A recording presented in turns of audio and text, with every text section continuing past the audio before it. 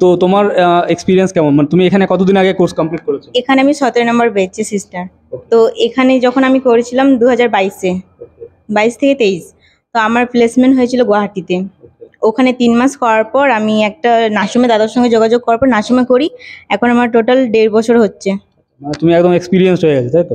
এখন আমি নার্সিংহোমে করি। ওকে, সো এই কোর্সটা যারা করবে ভাবছে, যারা বাড়িতে তোমার মতো অনেক মেয়েরা আছে যারা চাই যে আমরাও স্বনির্ভর হব, তাদেরকে কি বলবো? তাদেরকে আমি বলতে চাই অবশ্যই যেন তারা যোগাযোগ করে এখানে, কারণ ছোট স্বপ্ন থেকে বড় স্বপ্ন দেখা যায়। কারণ এখান থেকে আমি প্রথম স্টার্টিং করেছিলাম, এখান থেকে স্টার্টিং করার পর এখন আমি নার্সিংহোমে করছি। ওই জন্য তাদেরকে আমি বলতে চাই যেন তারাও যাতে যোগাযোগ করে এখানে আসে আর জয়েনিং করে।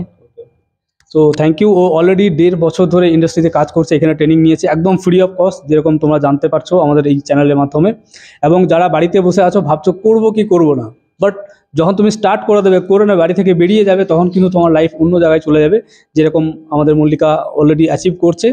So thank you so much, খুব ভালো কথা বলেছো। আবার নেক্সট যদি কেউ আসো একটু সামনে আসো প্লিজ।